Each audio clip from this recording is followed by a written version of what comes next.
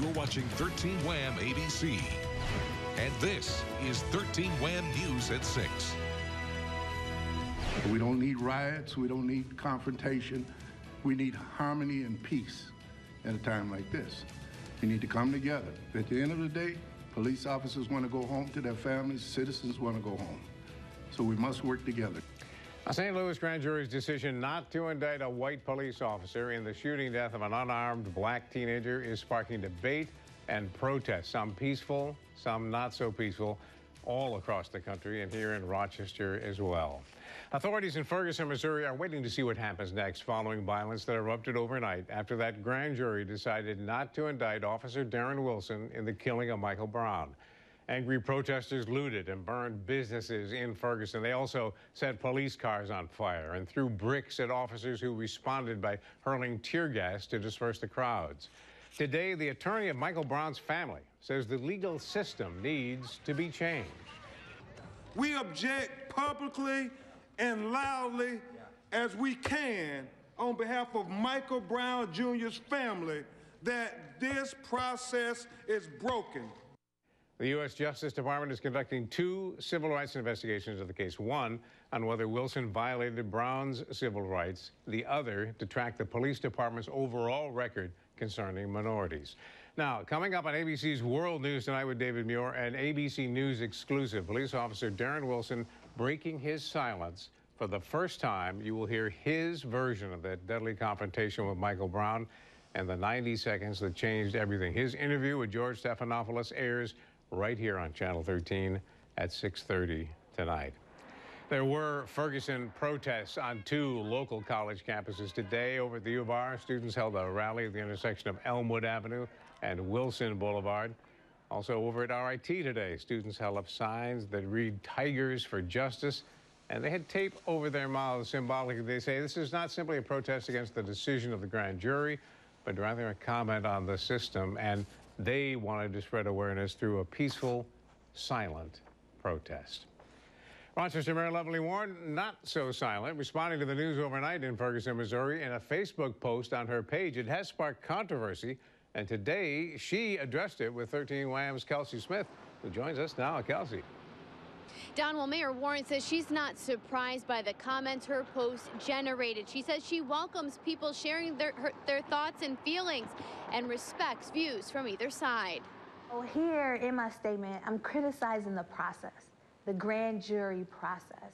In the first paragraph of her post, Mayor Warren says she's disappointed in the Ferguson decision. Quote, "As I was thinking about how to respond, I went back to how the situation started, with a young, unarmed black man and an authority figure who had little regard for this young man's life." I think her response was that of an individual, but I think it probably wasn't the right response as a mayor. Mike Mazzio, president of the Rochester Police Union, says he has shared his concerns about the Facebook post with the mayor. I think what they do, and I don't know if it was targeted or it was her intention, but it affects the morale of the people that do a very, very difficult job. And I think that's a problem. You know, with our own tragedy here in the last 2 months, we saw the community really come together. And now the community's being separated or concerned over an issue that's happened in another state, when I think we need to focus on what we need to do here. In a sense, Mayor Warren agrees the community does need to come together after something like this. I just think that we can do it respectfully. We can agree to disagree. But being able to share how you feel about something doesn't mean that one person is right or one person is wrong. It just means that we can have a discussion about it and understand each person's point of view. In her post, Mayor Warren also acknowledged the walk scheduled for this weekend at the Liberty Pole. She says she's not one of the organizers of it, but she does support it. Live in Rochester, Kelsey Smith, 13 Wham News. Well, thank you, Kelsey. Community leaders are standing together to prevent a Ferguson reaction here in Rochester. 13 Wham's Carlette Claire live now downtown with what city police and the local NAACP are saying about this. Carlette? Yes, Don, the chief of police, along with the president of the NAACP, are joining forces. They say they want the community to be able to express themselves, but making sure that it is in a nonviolent way. Whether we believe in the decision and not indicting Ferguson was right or wrong, we still have to deal with some issues that's going on here in the city of Rochester. The president of the local NAACP says the phone hasn't stopped ringing with residents concerned over the outcome and concerned about race relations here in Rochester. Respect comes from both sides. Respect comes from the community, and it also comes from the Rochester Police Department. The response from black males in the city of Rochester is they're not respected by the police department. We understand that people may disagree with the results of the legal proceedings in Ferguson, but again, the Rochester Police Department will stay neutral. We will protect public safety, and we will protect people's rights to express themselves. We are one community united together. All races, all creeds and colors. We stand together. This is a Ferguson, and I want the community to know we want peace, we want unity. This group of clergy, civil rights leaders, and police are partnering to work through some of the issues and frustrations residents face. The police chief says his department's reorganization is meant to put more officers on the street and bring them closer to neighbors they serve. Now, you know, the strength of our relationship gets demonstrated day in and day out. We know we're not perfect, but we're committed to sitting down, we're committed to communication, we're committed to talking with each other. Now, being committed to talking to one another, the president of the NAACP did say that they wanted to meet up with public safety officials across the county and residents to carry on that conversation about race relations. The head of the NAACP also said that he feels that body cameras on police officers would help to bridge the divide between the community and police. Reporting live in Rochester, Carlette Claire, 13 WHAM News. Well, the biggest travel day of the year tomorrow, and you know, if you got folks coming into town, you're going out of town, you need to keep track of this storm system. Take a look at it here. The center of low pressure located along the Carolinas. Lots of moisture is beginning to stream to the north, and really the ultimate track of the storm is going to be all important in terms of where this thing is going and who is going to get some of this heavier snow. Take a look at the rundown, at least through this evening. No issues for us. I think, you know, we could find a couple of sprinkles, maybe a couple of snow flurries. There's a small chance that some folks may get a little bit of freezing drizzle in the west of Rochester, but I don't think that's going to be a big problem. The headlines really is just going to be east of Rochester, going through the Finger Lakes, and then going into central New York. So at this point, we think the storm, the winter storm, is going to be located here through eastern portions of New York State. The snow is going to be steady once you get to about Syracuse tomorrow, we're talking about, and then you get out towards Utica. Some of the snow is going to be heavy at times, and this is when you're going to see some accumulation. We're going to talk about some of this more serious accumulation, how close it's going to get to Rochester. It is coming up. All right, Glenn. Rochester police have not released the name of the man found shot to death on Ludwig Park overnight. A passerby called 911 after discovering the victim on the porch of that home. Anyone with information is asked to call Crime Stoppers, 423-9300.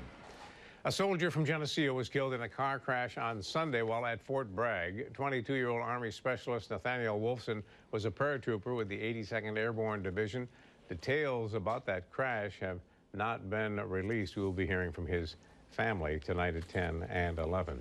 Thieves are working in tandem to steal from shoppers who don't even realize what happened until the thieves are long gone. A purse snatching caught on tape is giving Gates police a look at this scheme. Jane Flash in our newsroom now.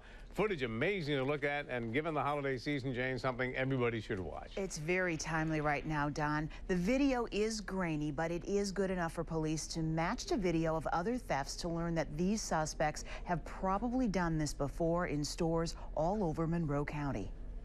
The man in the white hat take the purse from the grocery cart and put it inside his jacket.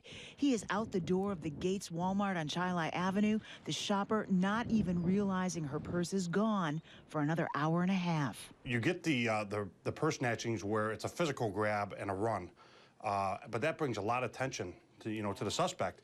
In this case here, you know, they're very smart. It's a holiday season. People's attentions are on different things. Take a closer look. The thief, a male, is working in tandem with this woman in the white vest with the blue sleeves. She distracts the shopper, asking about different cuts of meat. The accomplice moves in, pausing to make sure the shopper is engaged before he takes the purse. It's a holiday season. People's attentions are on different things. And what they're doing is, you know, taking advantage of those situations. The video is from a distance and does not show faces very well. Police want to hear from anyone who recognizes the suspects from their clothing or build. We do believe there are suspects in several other larcenies in the Monroe County area. Now, Gates police say it's also a good time to remind all holiday shoppers to keep your purses on your shoulder, not in the cart. If you have to put it in the cart, strap it in so removing it is difficult and attracts attention. Use credit, debit cards, or checks instead of carrying large amount of cash. And walk to your car with your keys in your hand to avoid fumbling or being distracted. By the way, anyone with information on these suspects is asked to call Gates Police or 911. Don? All right, good advice, Jane. Thanks for the report tonight. And there's more ahead on 13 Wham News at 6. It was something that I never thought could happen to me. 30 years after her daughter's brutal murder, why this local mom is still fighting for answers. There are no more Thanksgivings for one local mother. That is the day her 14-year-old daughter was murdered 30 years ago. Wendy Jerome was brutally raped and murdered just 3 blocks from her home on Denver Street. Tonight, Patrice Walsh talks with her mother about the fight for answers. She was a joy. Wendy Jerome was a freshman at Edison Tech, a good student who dreamed of becoming a cosmetologist. Because she was not going to work in a salon. She was going to own a salon. On Thanksgiving Day 1984, sometime after she had dinner with her family and walked to visit a friend, the 14-year-old was raped and brutally murdered, beaten so badly her family had trouble identifying her body. She was not recognizable. There were 2 crime scenes the FBI would tell the Jeromes, one where Wendy was raped, the second where she was killed. Left in a corner outside School 33, just 3 blocks from her house. The brutality of it indicated it was somebody she knew. 9 years after Wendy was murdered, her mother fought to get more information about her daughter's killing. She was able to get some of the things that Wendy had with her the day she was murdered, including her school ID and pins on her jacket, including one that said Shorty, which was her nickname. She was just 4 feet 11 inches tall. It was then that Marlene Jerome also found out her daughter tried to fight off her killer. How could somebody who did this walk away without blood on them? Something? 30 years later, Marlene Jerome is still numb, heartbroken, and angry the killer was never caught, even though there was DNA evidence that's been tested as recently as 2 months ago. The police department can't get a hit on this DNA. They think he may be dead. I still think somebody out there knows something. She's appealing to police to do more to solve this case. Reporting in Rochester, Patrice Walsh, 13 Wham News. And of course, if you can help, call Crime Stoppers. That number is 423-9300. Back with Glenn's holiday forecast right after this. Hey, you know, we got a little bit of rain falling out there, and as you might expect, it's a cold rainfall, and, well, we just kind of jumped ahead there. We'll see what happened with our graphics. Anyway, at this point, I'm going to take a look, see if we can straighten this out. But at this point, the cold air is definitely coming into western New York, and we know temperatures are going to be dropping as we go through the next 24 hours. Let's see if we try that again. There we go. 39 degrees right now out at the airport, and we got a number of our weather spotters that have called in, and everybody talking about the gray skies across the area. I want to show you travel plans. If you're traveling tomorrow, if you're heading out to the west of Rochester along the Thruway, no problems. I think maybe just a few passing snow flurries. Temperatures are going to be in the 30s. Now, if you're heading east of Rochester, here's where there's going to be some difficulties as you go through the afternoon. Steady snow is going to be developing around Syracuse, around Utica, and then it's going to be a heavy snowfall. Temperatures only between 30 and 35 degrees. And at this point, you can see where the winter storm warning is located through northern New England, Albany, all the way down through portions of New York State. And this is where traveling is going to be extremely difficult, especially by the afternoon. We think in the Albany area, they could easily get 10 or 12 inches, and it's going to be that heavy, wet kind of snowfall. Now, right here in Rochester tomorrow, no big deal. I mean, I think we're going to get a few snow flurries, maybe a passing snow shower. Temperatures are going to be in the upper 30s, and at least right here in Monroe County, I don't think we really have any real significant issues. But in terms of who may get some of that snow and that storm system moving up the East Coast, the Central Finger Lakes, maybe down towards Penn Yan, you could pick up maybe an inch or two, but I think that's going to be about it. So through this evening, a couple of sprinkles, maybe a few snow flurries. There's the possibility of a little bit of freezing drizzle, but I think it's going to be later tonight as the temperature gets colder. Tomorrow morning, we're starting out near 31 degrees with mainly gray skies. By the afternoon, we're into the upper 30s. Then again, snow flurries, light snow developing east of Rochester. That snow will increase as you're traveling towards the Albany area. Here's a look at the extended outlook. Cold. We're only going to be in the mid-30s on Thanksgiving Day. Friday, some breaks of sunshine. May not get above freezing if you're doing some shopping on Friday. And then it turns a little milder. By Saturday and Sunday, a couple of rain and wet snow showers. Temperatures are going to be in the low 40s heading into the weekend. All right, thank you, Glenn. Right to Wall Street now. Very little change today. Dow Jones Industrial dropped about 3 points. NASDAQ gained about 3. S&P 500 down 2 1/3. John Doss here. Sports on the way. Boy, Don, if only the Bills could play in Detroit or against the Jets every week, that'd be great. Speaking of great, one young Bills wideout was spectacular last night, but it wasn't the one we've talked about all year. Anytime you try to get a team to talk about next week, it's tough. They'll always tell you they're not looking ahead. But even before their game against the Jets in Detroit last night, the Bills had to be wondering if their next home game against the Browns in Week 13 was going to happen. Well, it is. Remember all that snow that blanketed Ralph Wilson Stadium last week? Over 200,000 tons of it?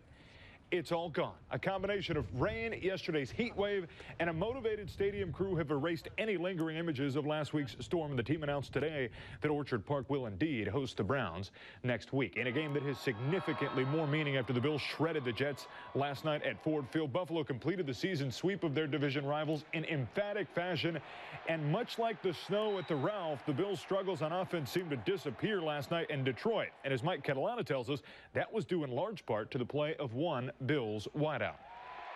When it comes to talking about Bills wide receivers, it seems like the conversations begin and end with Sammy Watkins. And Sammy played a role in what went on here in Detroit last night. It was the role that Robert Woods played. He knew there would be a lot of attention to Sammy. He knew a lot of the coverages would go that way. And Robert Woods knew he had to step up. And that's what he did with the best game of his pro career.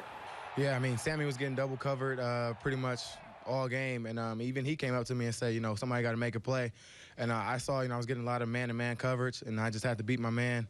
And, you know, Cal placed the ball where only I could make the catch. Oh, and it wasn't just the numbers for Woods. He also made some spectacular catches. And yes, Woods, like every football fan around, had seen what the Giants' Odell Beckham did on Sunday Night Football. And he said, I can try that. Yeah, I mean, we were joking around, me and EJ. Every time we were in warm-up, you know, making one-hand catches like Odell Beckham, you know, just joking around. And, you know, I had a chance, you know, to make a play like that. You know, the guy grabbed my hand, and I don't think it was as nice as his, but, you know, it was a one-hand catch.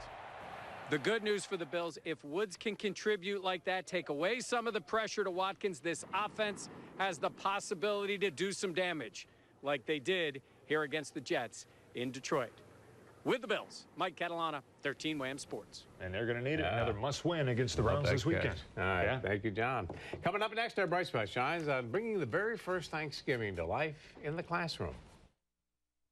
Finally tonight, our Bright Spot Shines are bringing history alive. First graders at the St. Rita School turned their classroom into a pilgrim village this week. Students, dressed as pilgrims and Native Americans, to recreate the very first Thanksgiving. Our Bright Spot shining on Carla Lemick, the teacher there, for bringing history to life in her Classroom, a fine-looking group it is. That's our bright spot tonight. One more look at the weather. We're looking at a couple of sprinkles, couple of snow flurries here and there. Temperatures are going to be dropping through the 30s. Watch out as we drop below freezing tonight. Could be a couple of little icy spots. Syracuse is hosting Loyola at the Carrier Dome. All right, exclusive interview coming up on ABC.